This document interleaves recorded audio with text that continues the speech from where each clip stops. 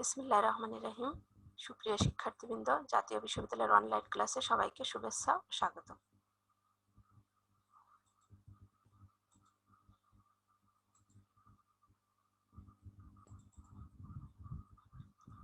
সুপ্রিয় শিক্ষার্থীবৃন্দ, তোমরা জানো করোনাকালীন এই সময়ে তোমাদের শিক্ষা কার্যক্রম চলমান রাখার স্বার্থে জাতীয় বিশ্ববিদ্যালয় এই অনলাইন ক্লাসের আয়োজন করেছে। বরাবরের মতো আমি তোমাদের সাথে রয়েছি রহিমা খাতুন, প্রভাষক হিসাব বিজ্ঞান বিভাগ, সরকারি এমএম কলেজ, যশোর। তোমরা জানো, তোমরা যারা জাতীয় বিশ্ববিদ্যালয়ের অধীনে হিসাব বিজ্ঞান বিভাগে পিপি অনার্স প্রথম বর্ষ প্রোগ্রামে অধ্যয়নরত, তাদের বাজারজাতকরণ নীতিমালা কোর্সটির পাঠদান কার্যক্রম আমি পরিচালনা করছি। এই বাজারজাতকরণ নীতিমালা কোর্সটির পাঠদান কার্যক্রম আমি 12টি অনলাইন লেকচারের মাধ্যমে সম্পন্ন করব। ইতিমধ্যে তোমাদের সাথে 9টি অনলাইন লেকচার সম্পন্ন করেছি। আজ আমি 10 নম্বর লেকচার নিয়ে তোমাদের সাথে রয়েছি। আজকের লেকচারের শিরোনাম বাজারজাতকরণ প্রণালী, ক্রেতা ভ্যালু সরবরাহ ও খুচরা ব্যবসায় এবং পাইকারি ব্যবসায়, যেটা 9ম অধ্যায়। প্রিয় শিক্ষার্থীবৃন্দ, আজকের শিক্ষণফল একটু দেখে নাও।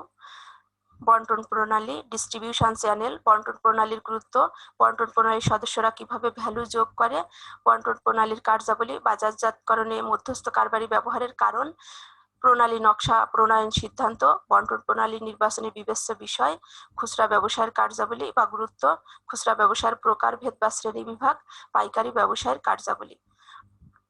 আশা করি আজকের আমার এই অনলাইন লেকচার সম্পন্ন করার পর তোমরা সবাই এই বিষয়গুলো ভালোভাবে বলতে পারবে।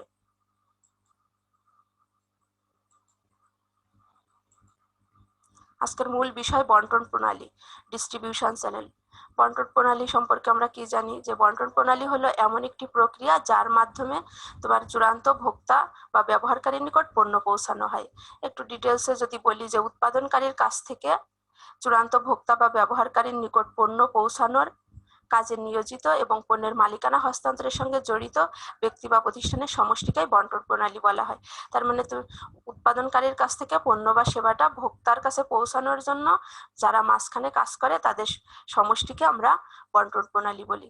William J Stanton Sage, A distribution channel consist of the set of the people and firms involved in the transfer of title to a product as the product moves from producer to ultimate consumer or business user।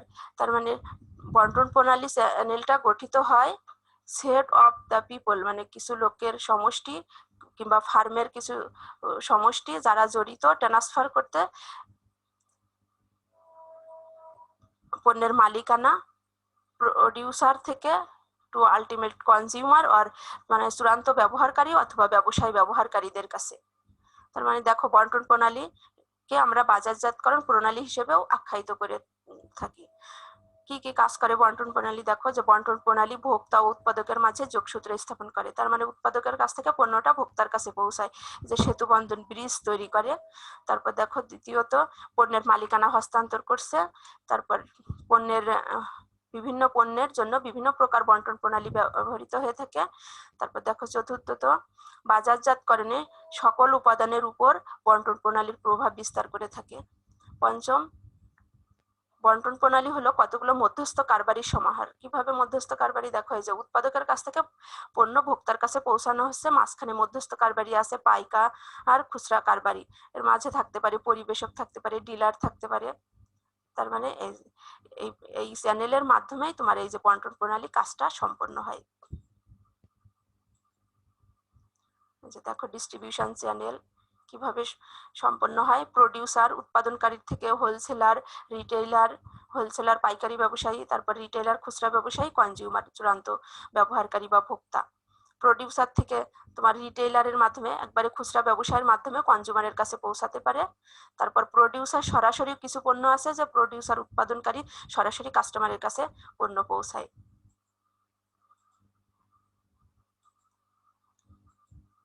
এবার দেখো পরবর্তী বিষয়, বন্টন প্রণালীর গুরুত্ব। তোমরা বুঝতে পারছো বন্টন প্রণালীটা কতটা গুরুত্বপূর্ণ। দেখো গুরুত্বকে 3 ভাগে ভাগ করা যায়। উৎপাদনকারী দৃষ্টিকোণ থেকে গুরুত্ব, ভোক্তাদের দৃষ্টিকোণ থেকে গুরুত্ব আর সামাজিক দৃষ্টিকোণ থেকে গুরুত্ব। এবার দেখো উৎপাদনকারীর দৃষ্টিকোণ থেকে বন্টন প্রণালী কি কি গুরুত্ব বহন করে। সময়গত উপযোগ সৃষ্টি করে।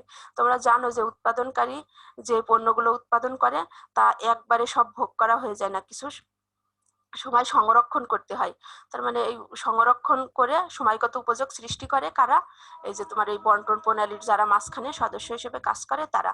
এর মধ্যে পাইকারি ব্যবসায়ী, খুচরা ব্যবসায়ী আছে। তারপর দেখো মালিকানাগত উপযোগ সৃষ্টি, তার মানে উৎপাদনকারীর কাছ থেকে মালিকানা ভোক্তাদের কাছে পৌঁছে দিচ্ছে। কারা পৌঁছাচ্ছে? এই বন্টন প্রণালী। তারপরে দেখো উৎপাদক ও ভোক্তার মধ্যে সংযোগ স্থাপন, উৎপাদক ও ভোক্তার মধ্যে সংযোগ স্থাপন বা সেতু বন্ধন কে করছে? এই বন্টন প্রণালী। তার মানে বন্টন প্রণালীর গুরুত্ব বুঝতেই পারছো। প্রয়োজনীয় পণ্য সরবরাহ, প্রয়োজনীয় পণ্য যদি উৎপাদনকারী পণ্য উৎপাদন করলো কিন্তু ভোক্তাদের কাছে পৌঁছালো না, তাহলে তো উৎপাদনের কোনো অর্থই হয় না।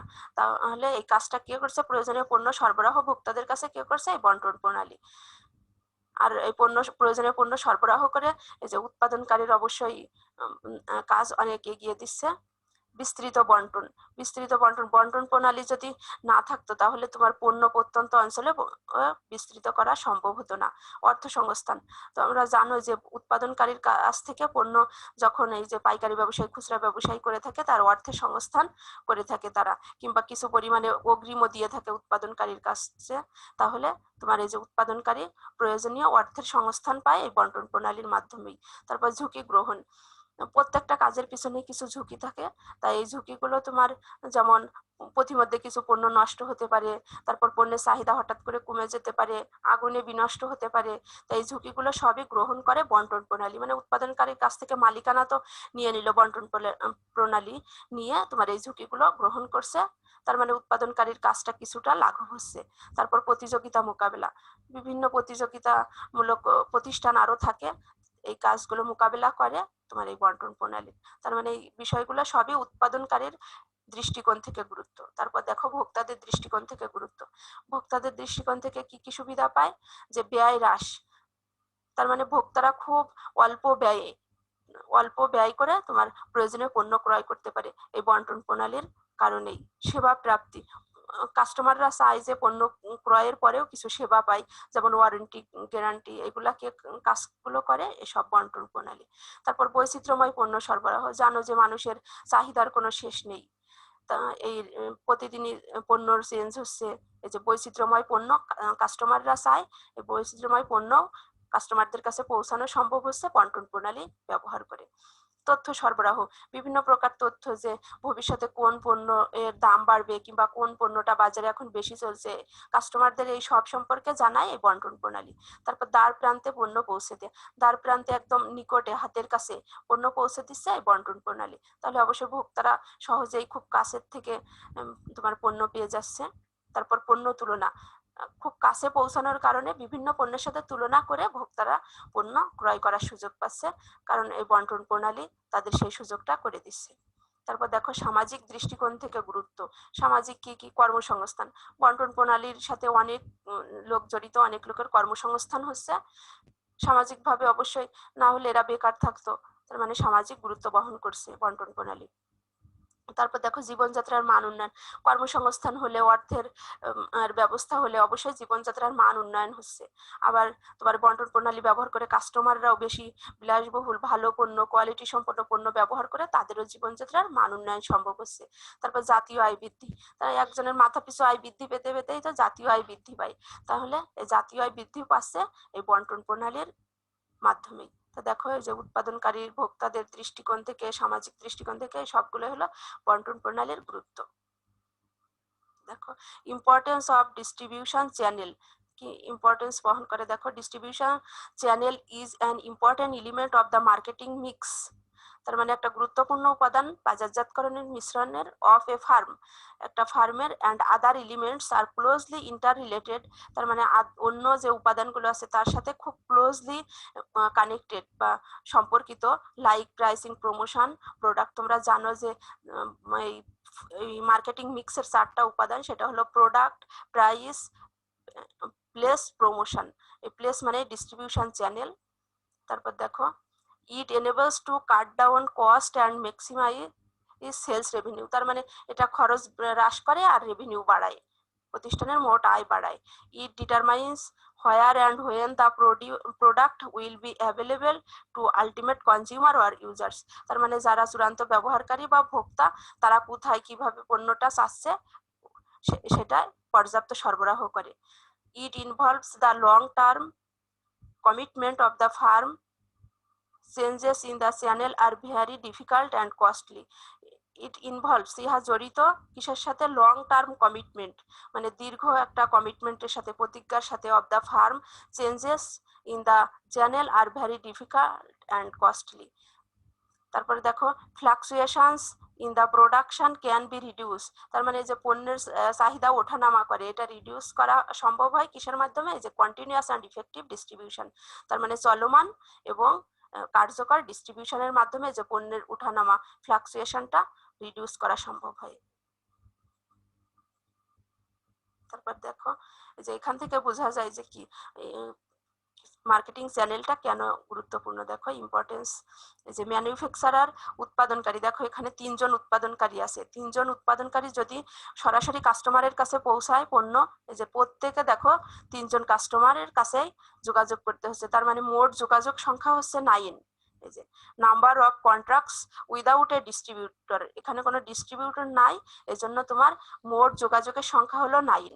আর দেখো এখানে একজন ডিস্ট্রিবিউটর যদি নিয়োগ করা হয়, ম্যানুফ্যাকচার 3জনই ডিস্ট্রিবিউটরের সাথে যোগাযোগ করে ডিস্ট্রিবিউটর কাস্টমারের কাছে পণ্য পৌঁছে দিচ্ছে, 3জন কাস্টমারের কাছে পণ্য পৌঁছে দিচ্ছে, সেই ক্ষেত্রে তোমার 6 বার যোগাযোগ করলেও হচ্ছে। প্রথম উইদাউট ডিস্ট্রিবিউটরে 9 বার যোগাযোগ করতে হচ্ছে কাস্টমারদের সাথে, আর এখানে যদি উইথ এ ডিস্ট্রিবিউটর মানে বন্টনকারী যদি থাকে তাহলে তোমার 6 বার যোগাযোগ করলেই হচ্ছে। তার মানে উৎপাদনকারীর কাজটাও কত সহজ করে দিচ্ছে এই ডিস্ট্রিবিউটর, সেটা তোমরা এই চিত্রের মাধ্যমেই ক্লিয়ার করছো।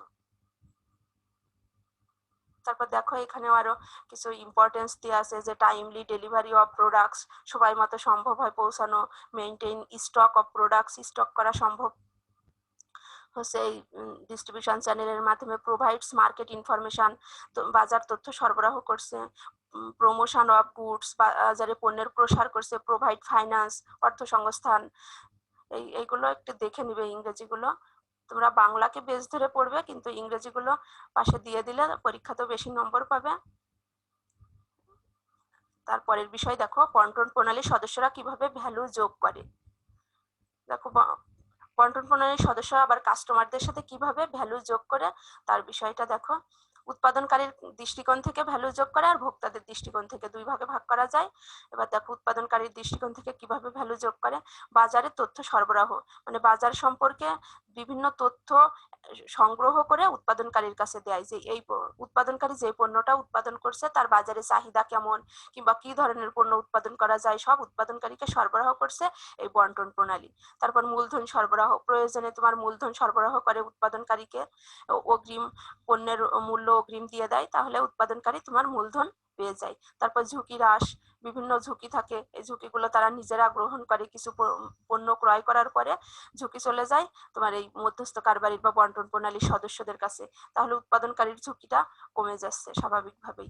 তারপর ভারসাম্য রক্ষা, চাহিদা ও যোগানের মধ্যে যে ভারসাম্য আছে তোমার সেইটা রক্ষা করা সম্ভব হচ্ছে এই যে বন্টন প্রণালীর মাধ্যমে। মূল্য স্থিতিশীল রাখা, তার মানে বন্টন প্রণালী তোমার প্রত্যন্ত অঞ্চলেও পণ্য পৌঁছে দিচ্ছে, এজন্য পণ্যের যে একটা স্থিতিশীল অবস্থা বিরাজমান রাখা সম্ভব হচ্ছে, যে এক জায়গায় পণ্য উৎপাদিত হচ্ছে সেই উদ্বৃত্ত পণ্য আবার অন্য অঞ্চলে বিক্রি করা যাচ্ছে, তার মানে উৎপাদিত পণ্য বিভিন্ন স্থানে বিক্রির জন্য মূল্য স্থিতিশীল রাখা সম্ভব হচ্ছে কার মাধ্যমে? এই যে বন্টন প্রণালীর মাধ্যমে।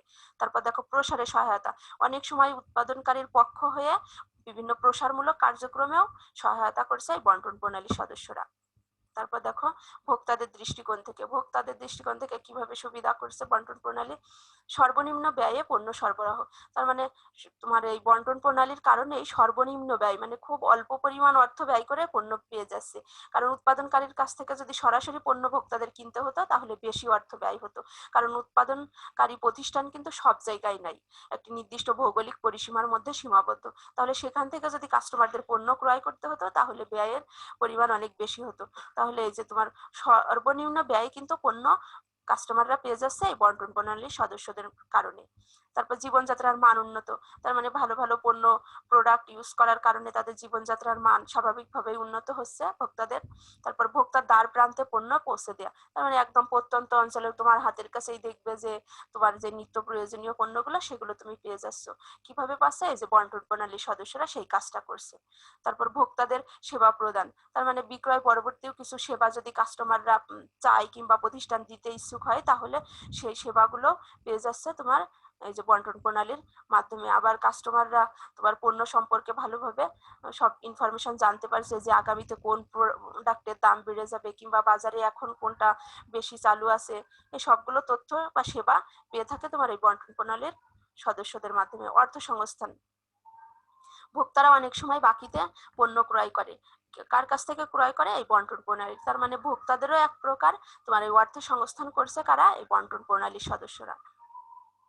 তারপরে দেখো একটা চিত্র আছে, এই যে how channel member add value, কিভাবে অ্যাড ভ্যালু করছে চ্যানেল মেম্বাররা। দেখো এই যে আগেই বলছি যে এই উৎপাদনকারী, এই তিনটা হলো উৎপাদনকারী, এই তিনটা উৎপাদনকারী ভোক্তাদের কাছে পণ্য পৌঁছানোর জন্য 9 বার কমিউনিকেশন করতে হচ্ছে।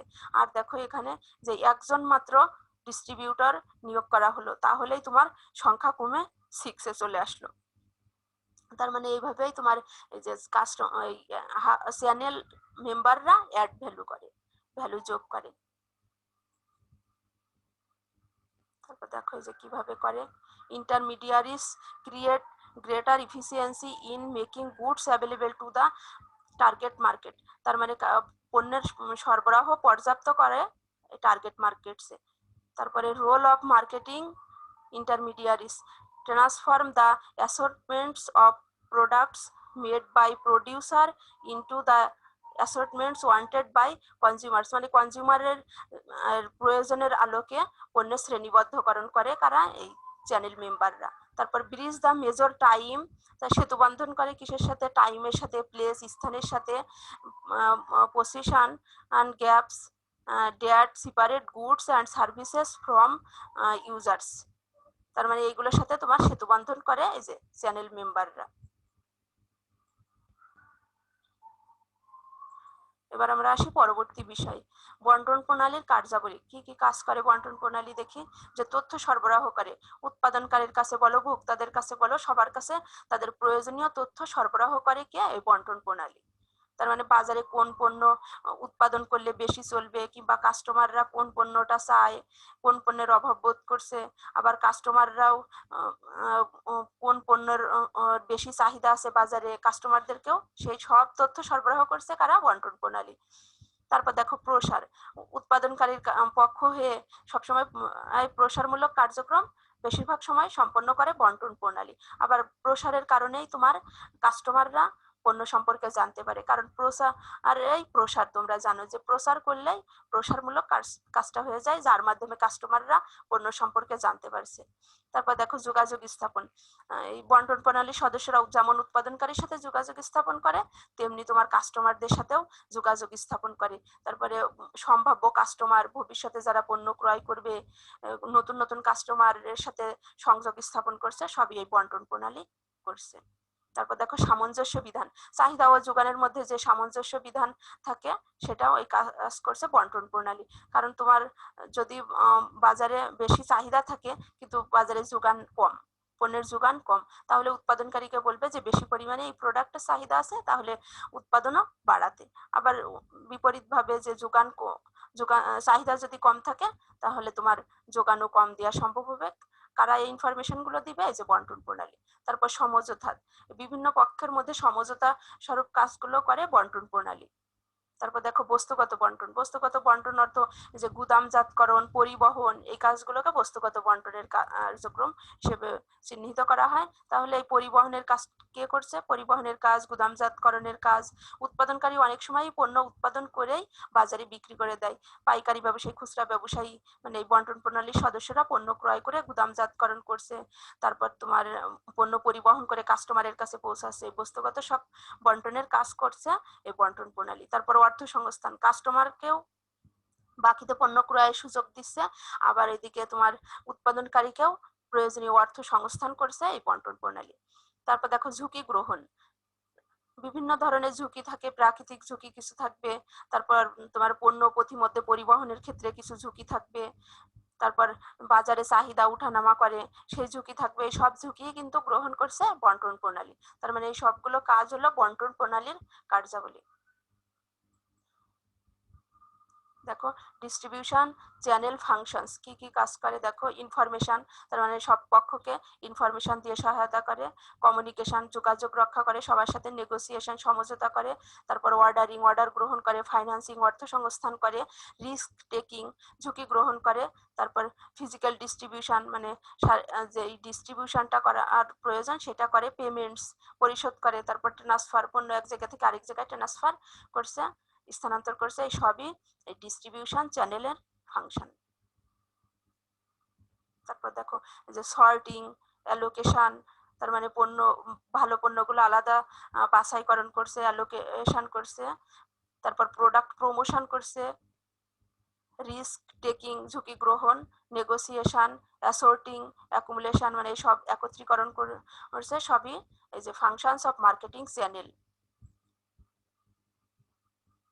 তোমরা ইংরেজিগুলো একটু ভালো করে দেখে নিবে তোমাদের সুবিধার্থেই বারবার দিয়া।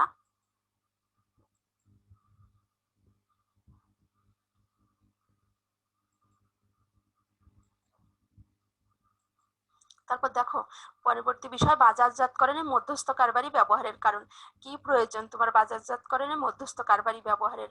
অলরেডি এই ম্যাক্সিমাম পয়েন্টগুলো চলে আসছে, তারপরেও একটু দেখি যে বাজার তথ্য সরবরাহ। বাজারের প্রয়োজনীয় তথ্য সরবরাহ করার জন্য উৎপাদনকারীর কাছে কিংবা ভোক্তার কাছে তথ্য পৌঁছানোর জন্য বাজারজাতকরণের মধ্যস্থ কারবারি অবশ্যই ব্যবহার করতে হবে। তারপর নতুন ক্রেতা খুঁজে বের করা। উৎপাদনকারী সরাসরি কিন্তু নতুন কাস্টমারকে খুঁজে বের করতে পারবে না। কারা করছে? মধ্যস্থ কারবারি। আর মানে অবশ্যই তোমার নতুন ক্রেতা খুঁজে বের করার জন্য মধ্যস্থ কারবারি ব্যবহার করতে হবে। ক্রেতাদের ধরে রাখা। উৎপাদনকারীর কাছ থেকে যদি বারবার পণ্য ক্রয় করতে হয় ক্রেতাদের, তাহলে সেটা সময় সাপেক্ষ, শ্রম সাপেক্ষ, অর্থ সাপেক্ষ। তা কিন্তু তোমার প্রত্যন্ত অঞ্চলেও পণ্য পৌঁছে দিয়ে কাস্টমারদের ধরে রাখার কাজটাও করছে মধ্যস্থ কারবারি। তারপর দেখো অর্থ সংস্থান। অলরেডি বলেছি যে এই বন্টন প্রণালীর সদস্যরা অর্থে সংস্থান করছে দুই পক্ষকে, উৎপাদনকারীকে, ভোক্তাকে। ঝুঁকি হ্রাস, বিভিন্ন প্রকার ঝুঁকি গ্রহণ করে সবাই ঝুঁকিকে হ্রাস করে দিচ্ছে। উৎপাদন ব্যয় হ্রাস, উৎপাদন ব্যয়কে তোমার অল্প পরিমাণে নিয়ে এসে কাস্টমারদের কাছে সুলভ মূল্যে পণ্যটা বিক্রি করছে মধ্যস্থ কারবারি। তারপর দেখো প্রসারে সহায়তা। উৎপাদনকারীর পক্ষ হয়ে বিভিন্ন প্রসারমূলক কার্যক্রম গ্রহণ করছে মধ্যস্থ কারবারি। তারপর ভোক্তাদের দ্বার প্রান্তে পণ্য পৌঁছে দেয়া, একদম হাতের কাছে পণ্য পৌঁছে দিচ্ছে কারা? মধ্যস্থ কারবারি। উৎপাদনকারী কিন্তু সরাসরি তোমার পণ্য ভোক্তাদের দ্বার প্রান্তে পৌঁছে দিতে পারতো না, তাহলে এই কাজটা সম্পন্ন করছে কে? মধ্যস্থ কারবারি। আর মধ্যস্থ কারবারি ব্যবহার না করলে তোমার ভোক্তারা কখনোই দ্বার প্রান্তে পণ্য পেত না। তারপর দেখো সেবা প্রদান। বিভিন্ন বিক্রয়ের পরেও বিভিন্ন সেবা প্রদান করছে। ওয়ারেন্টি, গ্যারান্টি, পণ্য মেরামত সুবিধা, সার্ভিসিং সুবিধা, এই কাজগুলো সম্পন্ন করছে এই যে মধ্যস্থ কারবারিরা। পণ্য ক্রয় করে তারা ভোক্তাদের কাছে পৌঁছে দিচ্ছে, ভোক্তাদের সাথে তারা ডিল করছে। তারপর দেখো জীবনযাত্রার মান উন্নয়ন। স্বাভাবিকভাবেই তোমার কাস্টমাররা খুব হাতের কাছে পণ্য পাচ্ছে, সহজে পণ্য ব্যবহার করতে পারছে, তাহলে জীবনযাত্রারও মান উন্নয়ন হচ্ছে ভোক্তাদের। এবং যারা জড়িত, বিভিন্ন পক্ষ জড়িত আছে, এই যে মধ্যস্থ কারবারি হিসেবে যত মানুষের কর্মসংস্থান হচ্ছে, তাহলে তাদেরও জীবনযাত্রার মান স্বাভাবিকভাবেই উন্নয়ন ঘটছে। তার মানে এই সবগুলো কারণেই তুমি দেখো যে বাজারজাতকরণে মধ্যস্থ কারবারি ব্যবহারের কোনো বিকল্প নাই। দেখো সো হোয়াই ইউজ ইন্টারমিডিয়ারিজ, কেন ব্যবহার করব আমরা? এই যে জিওগ্রাফি, তুমি ভৌগোলিকভাবে একটা অঞ্চলে যে পণ্যটা উৎপাদিত হয় সেটা তোমার কাস্টমারদের কাছে পৌঁছানোর জন্য, বিস্তৃত করার জন্য, এই যে স্প্রেড ওয়াইডলি, বিস্তৃতভাবে পৌঁছানোর জন্য কাকে প্রয়োজন? এই যে ইন্টারমিডিয়ারিজ। তারপর দেখো বেটার ইউজ অফ রিসোর্স, তার মানে সম্পদের সর্বোচ্চ ব্যবহার করা সম্ভব হচ্ছে এলসওয়্যার, মানে সর্বত্র ব্যবহার করা সম্ভব হচ্ছে এই যে তোমার এই ইন্টারমিডিয়ারিজ এর কারণে। প্রতিষ্ঠান বেশি পরিমাণে তার ক্যাপাসিটির 100% ক্যাপাসিটির পণ্য উৎপাদন করেও বাজারজাতকরণ করতে পারছে এই যে ইন্টারমিডিয়ারিজ এর কারণে। এই বিষয়গুলো একটু ভালো করে দেখবে। তারপর দেখো nature of distribution channel, why use marketing intermediaries, কেন ব্যবহার করবে মার্কেটিং ইন্টারমিডিয়ারিজ? এই যে গ্রেটার ইফিসিয়েন্সিস, ব্যাপক কর্মদক্ষতা বৃদ্ধির জন্য। তারপর দেখো এই যে ম্যাচ সাপ্লাই উইথ ডিমান্ড, যোগানের সাথে চাহিদার সমন্বয় কিংবা চাহিদার সাথে যোগানের সমন্বয়ের জন্য বিষয়গুলো একটু দেখবে, তাহলে তোমাদের কনসেপ্ট আরো ক্লিয়ার হবে। তার পরবর্তী বিষয়ে আমরা আসি যে প্রণালীর নকশা প্রণয়ন সিদ্ধান্ত।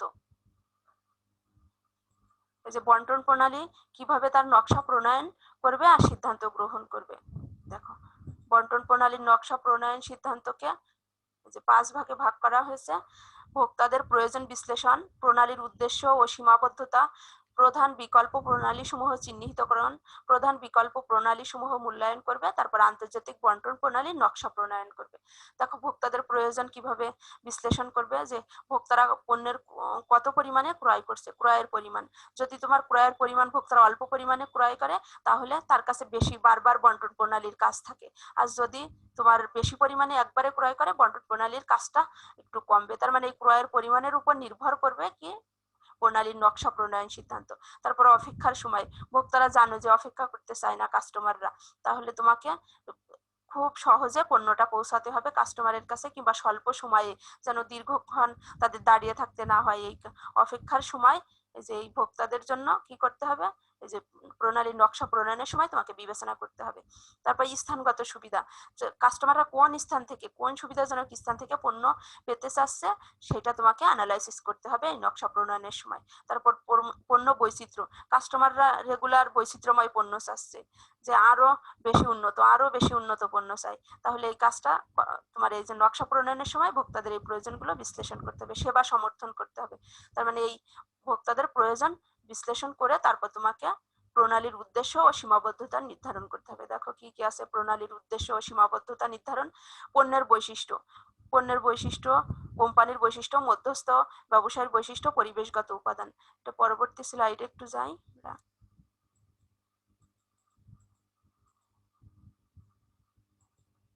দেখো প্রণালীর উদ্দেশ্য ও সীমাবদ্ধতা নির্ধারণের মধ্যে আছে পণ্যের বৈশিষ্ট্য, কোম্পানির বৈশিষ্ট্য, মধ্যস্থ ব্যবসায়ীর বৈশিষ্ট্য, পরিবেশগত কিছু উপাদান। দেখো পণ্যের বৈশিষ্ট্যের মধ্যে আছে বস্তুগত প্রকৃতি, পণ্য যদি পচনশীল হয় তাহলে একরকম নকশা হবে, আর যদি তোমার দীর্ঘদিন সংরক্ষণ করা যায়, গুদামজাতকরণ করা যায়, তাহলে পণ্য এই সিদ্ধান্ত আলাদা হবে। তারপর প্রযুক্তিগত প্রকৃতি, প্রযুক্তিগতভাবে যদি তোমার পণ্যটা জটিল হয় তাহলে একটু বন্টন প্রণালী সম্প্রসারণ করতে হবে, আর যদি ব্যবহার কিংবা প্রকৃতি পণ্যের সহজ হয় তাহলে কম প্রণালীর মাধ্যমেও তুমি পণ্য বন্টন করতে পারবে। তারপর পণ্য সারির দৈর্ঘ্য, তোমার পণ্য সারিটা কত দৈর্ঘ্য দীর্ঘ সেটা তোমাকে অ্যানালাইসিস করতে হবে। বাজারে অবস্থান অ্যানালাইসিস করতে হবে। তারপর কোম্পানির বৈশিষ্ট্য, দেখো কোম্পানির আর্থিক অবস্থা অ্যানালাইসিস করতে হবে, যে কোম্পানির আর্থিক অবস্থা যদি ভালো হয় তাহলে বেশি কার্যকর বন্টন প্রণালীর সিদ্ধান্ত নিতে পারবে, আর যদি আর্থিক অবস্থা খারাপ হয় তাহলে তোমার অল্প পরিসরে ওই প্রণালীর মাধ্যমেই বাজারে পণ্য বন্টন করতে হবে। তারপর বাজার নিয়ন্ত্রণের ইচ্ছা, কাস্টমারদেরকে নিয়ন্ত্রণের ইচ্ছা যদি কোম্পানির থাকে তাহলে অল্প পরিমাণে তোমার প্রণালী সদস্য নির্বাচন করতে হবে, আর যদি ইচ্ছা থাকে যে না কাস্টমারদের নিয়ন্ত্রণ করুক প্রণালী, তাহলে বেশি পরিমাণে বন্টন প্রণালী সদস্য নির্বাচন করা সম্ভব। কোম্পানির সুনাম, যে প্রতিষ্ঠানের সুনাম আছে সেই প্রতিষ্ঠান সহজেই বন্টন প্রণালীর সদস্যদের নিযুক্ত করতে পারে, আর সুনাম না থাকলে কম বন্টন প্রণালীর সদস্যরা আসে কোম্পানির কাছে। তারপর দেখো বাজারজাতকরণ কৌশল, তারপর দেখো মধ্যস্থ কারবারির বা মধ্যস্থ ব্যবসায়ের বৈশিষ্ট্য। কি কি থাকবে মধ্যস্থ ব্যবসায়ের বৈশিষ্ট্যের মধ্যে? আর্থিক সামর্থ্য, তাদের আর্থিক সামর্থ্য থাকতে হবে, পণ্য একবার ক্রয় করবে উৎপাদনকারীর কাছ থেকে, তারপরে আবার কাস্টমারদের কাছে অনেক সময় বাকিতেও পণ্য বিক্রয় করা লাগতে পারে, তাহলে অবশ্যই তাদের আর্থিক সামর্থ্য থাকতে হবে। প্রসার কার্য সম্পাদনের সামর্থ্য, তোমরা জানো যে প্রসার কার্য সম্পাদনের জন্য ফিনান্সিয়াল সাপোর্ট প্রয়োজন, তাহলে এই কাজটা সম্পন্ন করার জন্য তাদের সামর্থ্য থাকতে হবে। তারপর বিক্রয়োত্ত সেবা দানের ক্ষমতা, তারপর বিক্রয় পরবর্তীও কিছু সেবা প্রদান করতে হবে। ধরো তুমি একটা ফ্রিজ ক্রয় করলে 10 বছরের জন্য, কিন্তু তোমার 5 বছরের মাথায় নষ্ট হয়ে গেল, তাহলে যে তোমার 10 বছরের ওয়ারেন্টি দেওয়া ছিল পণ্যটাই, তাহলে তোমাকে এখন সেই কাজটা, তুমি পণ্য নিয়ে যাবে মধ্যস্থ কারবারি যার কাছ থেকে ক্রয় করছিলে, তাহলে তাকে কিন্তু এই বিক্রয়োত্ত সেবা প্রদানের ক্ষমতা থাকতে হবে। তুমি যখন 5 বছর পরে নিয়ে গেলে তোমাকে সেই সেবাটা দানের ক্ষমতা থাকতে হবে এই মধ্যস্থ কারবারি এর বা মধ্যস্থ ব্যবসায়ীর। তারপর দেখো পরিবেশগত উপাদান, অর্থনৈতিক উপাদান, একটা দেশের অর্থনৈতিক উপাদান যদি সবল থাকে তাহলে তোমার সহজে বন্টন প্রণালী সদস্যদের বেশি বন্টন প্রণালী সদস্য নির্বাচিত করতে পারবে। তারপর আইনগত বিভিন্ন বাধা থাকে, সরকারি বিধি নিষেধ, আইন কানুন থাকে। তারপরেরটা আমরা দেখি,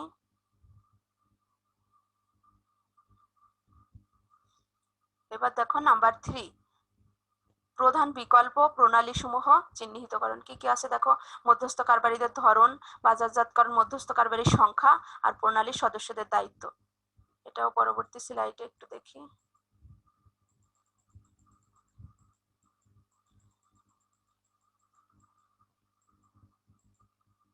প্রধান বিকল্প প্রণালীসমূহ চিহ্নিতকরণ। মধ্যস্থ কারবারিদের ধরনের মধ্যে কি আছে দেখো, কোম্পানির বিক্রয় শক্তি, বিক্রয় শক্তির উপর নির্ভর করবে এই প্রণালীর চিহ্নিতকরণ। তারপর উৎপাদকের সংস্থা, তারপর শিল্প পরিবেশক। তারপর দেখো বাজারজাতকরণ মধ্যস্থ কারবারির সংখ্যা, কিভাবে মধ্যস্থ কারবারির সংখ্যা নির্ধারণ করবে। যদি ব্যাপক বন্টন করতে হয় তাহলে বেশি মধ্যস্থ কারবারি প্রয়োজন, সীমিত হলে আর একটু কম দরকার। আর নির্বাচিত বন্টন মানে অল্প কিছু সংখ্যক ব্যবসায় প্রতিষ্ঠানে বন্টন প্রণালী ব্যবহার করতে চায় নির্বাচিত কিছু জায়গায়, তাহলে তোমাকে আরো কম বন্টন প্রণালী নির্বাচন করা বা চিহ্নিত করলেও হবে।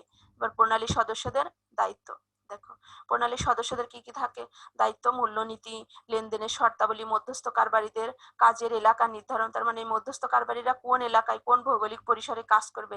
একজন মধ্যস্থ কারবারি সব সারা বিশ্ব জুড়ে কাজ করতে পারে না, তাহলে কোন ভৌগোলিক এলাকায় কাজ করবে সেই এলাকা নির্ধারণ করতে হবে। পারস্পরিক সেবা ও দায়িত্ব, কাস্টমারদের সাথে পারস্পরিক সেবা ও দায়িত্বের কাজটা করতে হবে। তার মানে এই সবগুলো বিষয় প্রধান বিকল্প প্রণালীসমূহ চিহ্নিতকরণের বিষয়।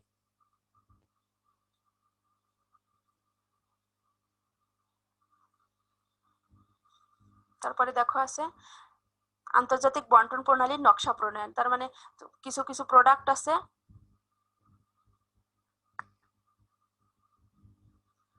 নাম্বার 4, প্রধান বিকল্প প্রণালীসমূহ মূল্যায়ন।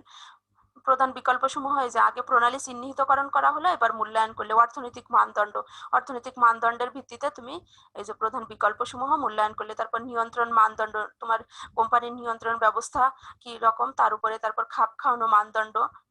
তারপরে দেখো নাম্বার 5, আন্তর্জাতিক বন্টন প্রণালীর নকশা প্রণয়ন। কিছু কিছু প্রোডাক্ট আছে যে তুমি আন্তর্জাতিকভাবে বাজারে এই যে সরবরাহ করতে চাও, তাহলে তার আন্তর্জাতিক বন্টন প্রণালীর নকশা প্রণয়ন করতে হবে। তার মানে এই যে নকশা প্রণয়নের ক্ষেত্রে তোমাকে এই 5টি বিষয় নিয়ে তারপর সিদ্ধান্ত গ্রহণ করতে হবে।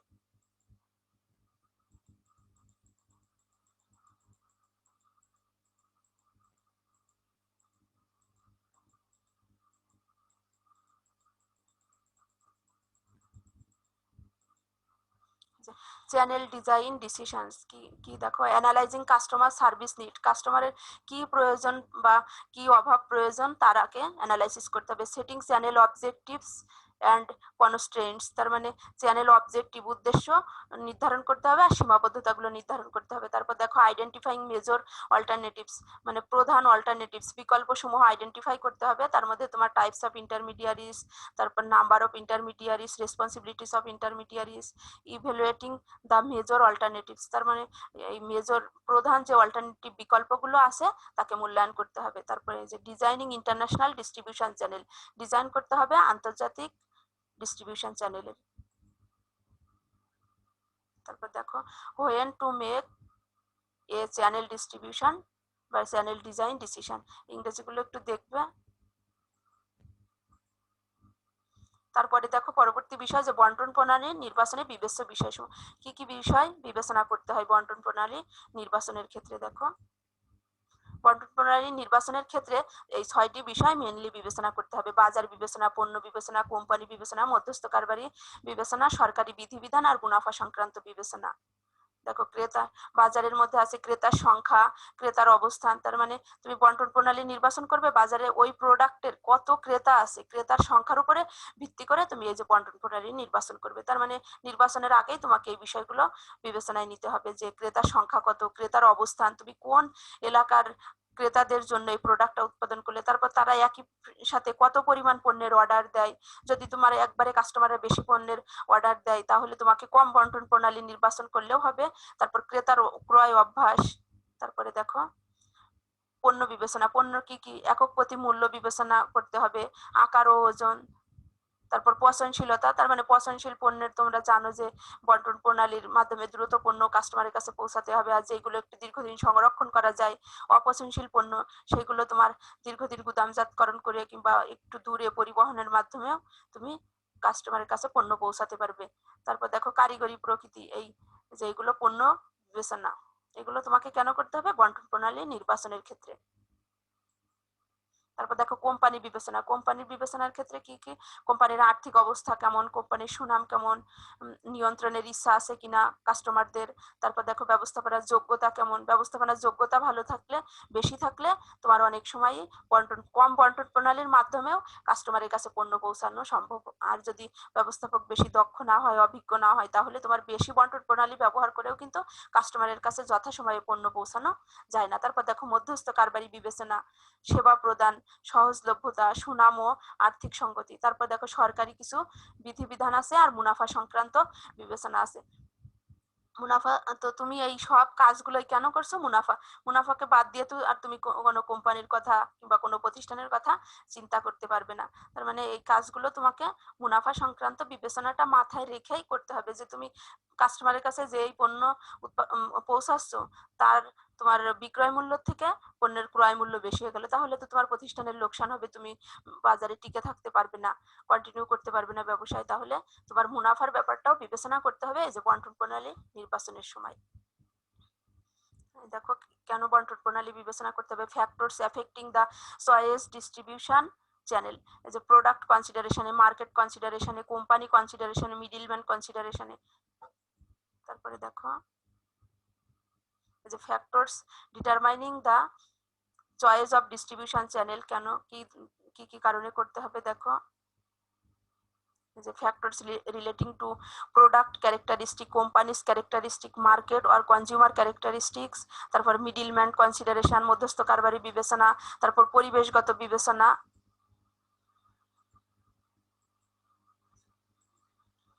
তোমরা একটু দেখে নিবে ইংরেজিগুলো,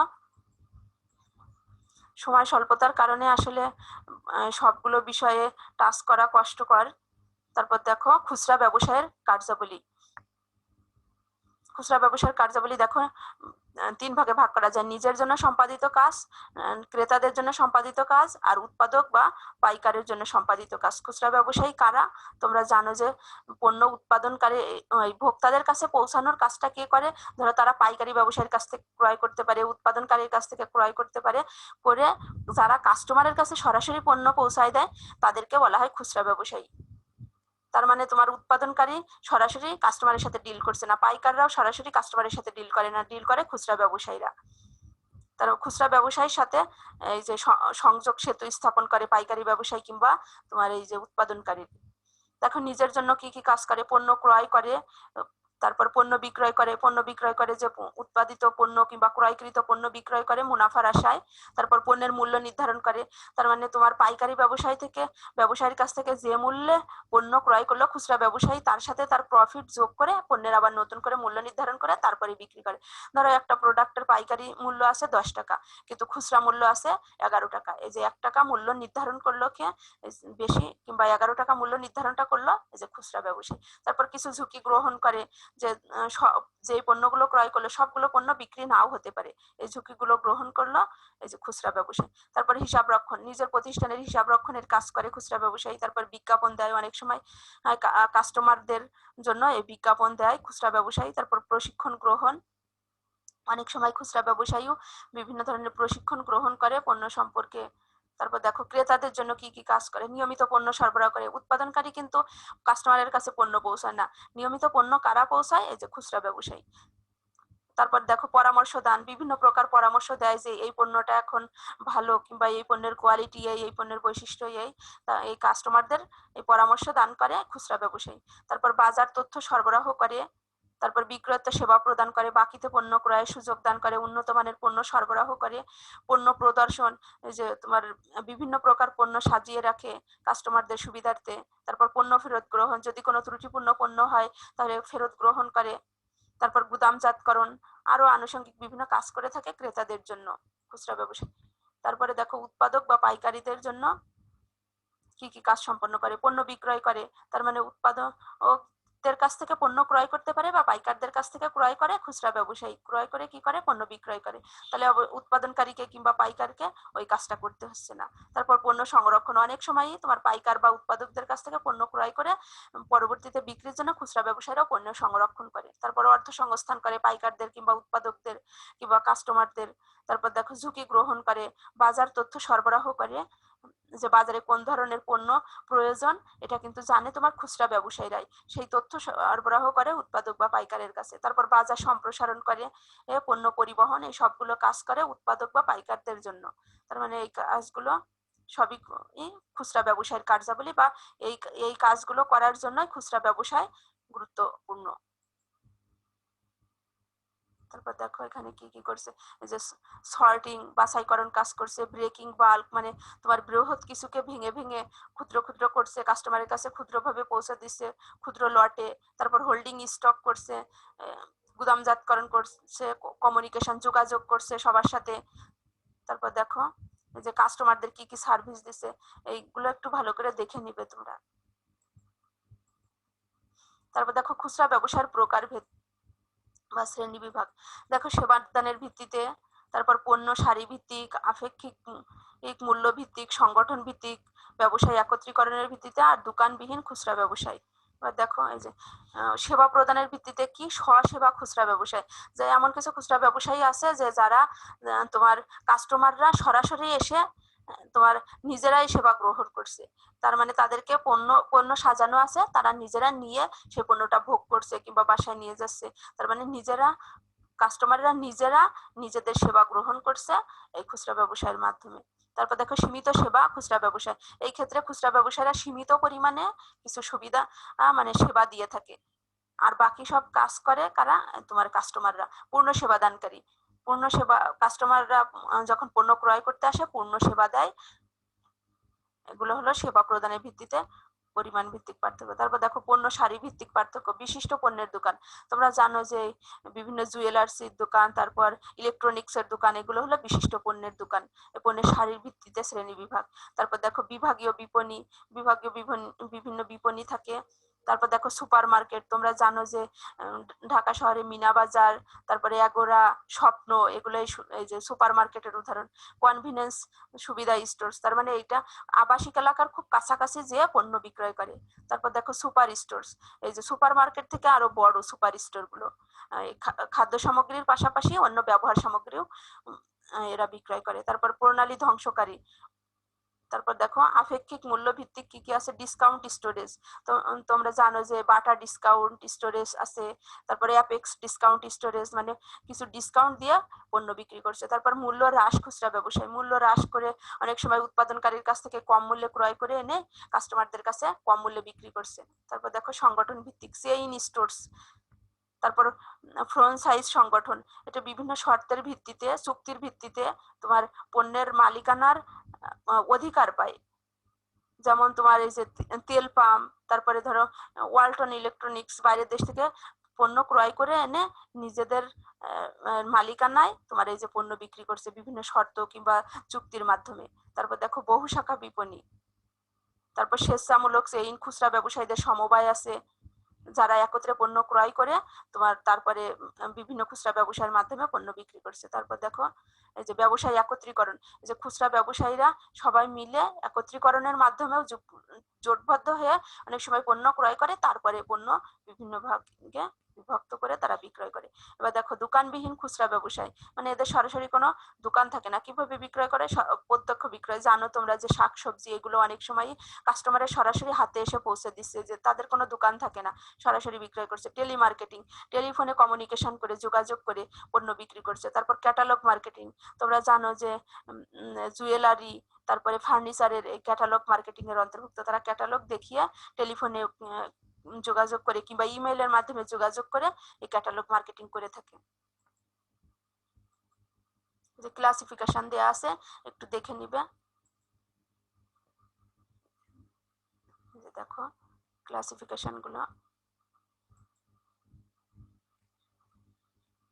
amount of services, দেখো self help service, limited service and full service retailer, product লাইনের ভিত্তিতে, রিলেটিভ প্রাইসের ভিত্তিতে, তারপর দেখো রিটেল অর্গানাইজেশনস, এগুলো একটু ভালোভাবে দেখে নিবে। তারপর দেখো পাইকারি ব্যবসার কি কার্যাবলী আছে। পাইকারি ব্যবসায়ী কারা যারা উৎপাদনকারীর কাছ থেকে পণ্য ক্রয় করে আবার খুচরা ব্যবসায়ীর কাছে পণ্য পৌঁছে দিচ্ছে তারা হলো পাইকারি ব্যবসায়ী। উৎপাদনকারীর প্রতি কি কার্যাবলী সম্পন্ন করছে, পণ্য বাজারজাতকরণ করছে, তারপর পণ্য সংরক্ষণ, বাজার তথ্য সরবরাহ, অর্থসংস্থান, ঝুঁকি হ্রাস, পণ্য পরিবহন, বাজার সম্প্রসারণ, বিজ্ঞাপনের সহায়তা। এবার খুচরা ব্যবসায়ের প্রতি কি, ক্রয় প্রতিনিধি হিসেবে কাজ করছে, আর্থিক সহায়তা দিচ্ছে, পরামর্শ দান, তারপর গুদামজাতকরণ, উন্নত মানের পণ্য সরবরাহ, তথ্য সরবরাহ, পরিবহন ব্যয় হ্রাস করছে, পণ্য ফেরত নিচ্ছে। অনেক সময় খুচরা ব্যবসায়ী যদি পণ্যের কোয়ালিটি খারাপ দেখে পাইকারিকে আবার ফেরত দিয়ে দেয়। সমাজের প্রতি কাজ করছে, জনসাধারণের চাহিদা পূরণ, কর্মসংস্থান, নতুন নতুন পণ্য ভোগের সুবিধা, জীবনযাত্রার মান উন্নয়ন, মূল্যের স্থিতিশীলতা রক্ষায় সবগুলো কাজ করছে কে, এই দেখো পাইকারি ব্যবসায়ী। Functions provided by wholesaler, wholesaler মানে পাইকারি ব্যবসায়ী। দেখো সেলিং অ্যান্ড প্রমোশন, বিক্রয় করছে, তারপর প্রমোশনমূলক বিভিন্ন কার্যক্রম গ্রহণ করছে। বাইং, তারপরে অ্যাসর্টমেন্ট বিল্ডিং, তার মানে পণ্যের শ্রেণীবদ্ধকরণ করছে। বাল্ক ব্রেকিং, তার মানে ছোট ছোট লটে বিক্রি ভাঙছে বড় একটা বৃহৎ অংশকে। তারপর ওয়্যার হাউজিং, গুদামজাতকরণ করছে। ট্রান্সপোর্টেশন, পরিবহন, ফাইন্যান্সিং, অর্থসংস্থান, রিস্ক বিয়ারিং, ঝুঁকি গ্রহণ, মার্কেট ইনফরমেশন, বাজার তথ্য সরবরাহ করছে। ম্যানেজমেন্টকে সার্ভিস দিচ্ছে এবং অ্যাডভাইস, উপদেশ দিচ্ছে ব্যবস্থাপককে। এই সব কাজগুলোই হলো ফাংশনস অফ হোলসেলার। সময় স্বল্পতার কারণে আসলে অনেক কিছু বলার ইচ্ছা থাকলেও বলা হয়ে ওঠে না, কিংবা সময় বড় একটা প্রতিবন্ধকতা। তোমরা জানো এই যে আজকের অনলাইন লেকচারের পরে তোমরা যে খুচরা ব্যবসার প্রকারভেদ, খুচরা ব্যবসায়ের বৈশিষ্ট্য, তারপর বন্টন প্রণালীর উদ্দেশ্য, বন্টন প্রণালীর গুরুত্ব, এগুলো অবশ্যই ভালোভাবে বলতে পারবে। এগুলো একটু দেখে নিবে, যে এখানেও কিছু প্রশ্ন আছে, এগুলো তোমরা জানো যে তোমাদের আলোচনা করা হয়েছে। বাকিগুলো বাসায় একটু অনুশীলন করবে। যে তথ্যসূত্র, এখান থেকে তথ্যগুলো কালেক্ট করা হয়েছে, তোমরাও দেখবে এই তথ্যসূত্রগুলো কাজে লাগাতে চেষ্টা করবে। এতক্ষণ আমার সাথে থাকার জন্য ধন্যবাদ সবাইকে। সবাই স্বাস্থ্যবিধি মেনে পড়াশোনা চালিয়ে যাও। পরবর্তী ক্লাসে আবার দেখা হবে।